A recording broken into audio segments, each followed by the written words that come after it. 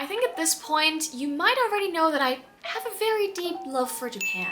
But Japan is not all rainbows and butterflies. In fact, there were a lot of culture shocks for me when I first went there. And so today I wanted to talk about some things that I wish I had known about Japan before I went there for the first time. And if you're planning to go to Japan for the first time, I hope that you're going to be a bit more prepared for that trip than I was. So let's get right into it. The first thing I want to talk about is Japanese summers. And yes, they are as bad as everyone says they are.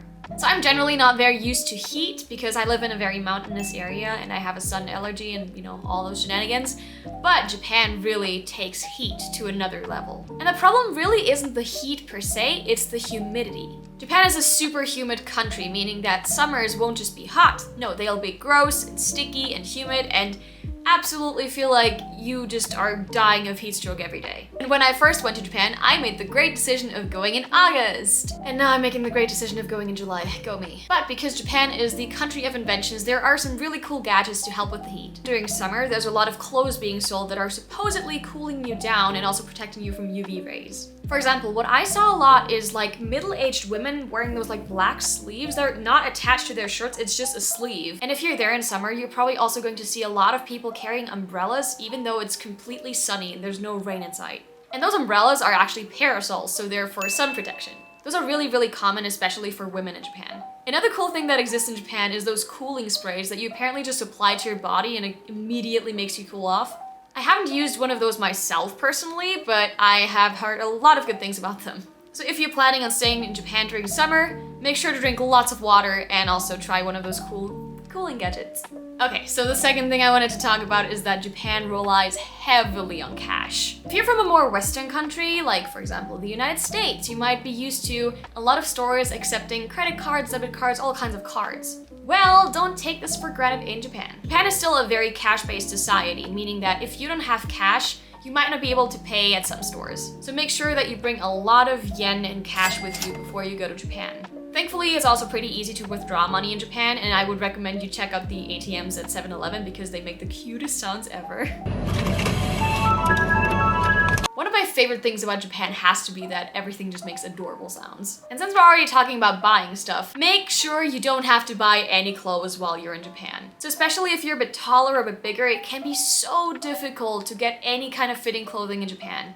Specifically when it comes to shoes. So I'm a size 40 in European shoe sizes, which is like kind of mid-large, but I have no chance getting shoes in Japan. Like it's really, really difficult for me to find any shoes that I would be able to fit into. And same thing goes for clothes, like especially underwear, but I find shoes to be the most difficult thing to find. So even if you might be average height and weight in your country, make sure you don't have to buy clothing in Japan because you might not be able to find things that fit you. Alright, the next one I want to mention because of a personal experience of mine, and namely that is when I got lost and was looking for my share house for 3 hours in the dark. I made the amateur mistake of not getting a paper map of the area that I was staying in, meaning that I was just relying on Google Maps to get me home. However, on my first night when I arrived in Japan and I was escorted to my share house and I wanted to take a walk in the evening, well, I forgot my pocket Wi-Fi at home.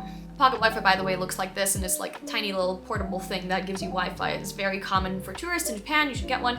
But alas, I forgot mine. So I was wandering around, it got dark, and I had no idea how to get back home. Thankfully, after a few hours, I was walking around and all of a sudden was standing right next to my share house again. I don't know what God led me there, but thank you. But it was still a very scary experience. So I would recommend that you either download an offline map on Google Maps, or you just bring a paper map of the area with you so you can at least recognize street names and just kind of navigate where you are. This is especially important in big cities like Tokyo because things look very, very similar to each other. Like there's not a lot of landmarks that just stand out and it's very easy to get lost. At least in my experience, but you know, I have the navigation skills of Zoro from One Piece, so yeah.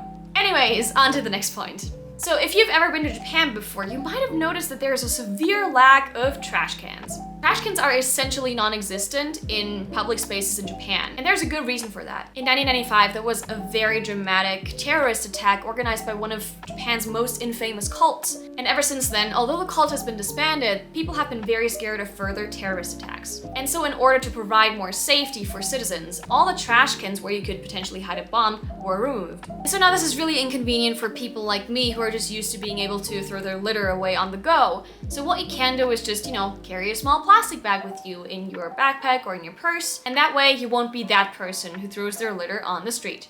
Don't be that person. Another thing I wanted to talk about is that you should not rely on English in Japan. English is probably the most widely spoken language on the planet. Not that every person speaks English, but most countries at least have people who speak English to some degree. Japan also does, but not to the same degree as some other countries, for example, in Europe do. English is being taught very differently in Japan versus other countries. In Japan, most classes really rely on textbooks and don't do as much conversational practice. So some people in Japan, even if they studied English for years in school, might still not have a lot of experience in speaking it. This can especially be a problem when you're planning on staying out in the countryside where most folks don't really speak English at all. So communication can be very, very difficult if you mainly speak English, which kind of leads me to the last thing I wish I had known. I wish I had known more Japanese. Although, when I first went to Japan, I had already been studying Japanese for a while, I still felt like I wasn't very prepared. It would have really helped me to know more kanji so I can recognize what the street signs are saying or know more vocabulary,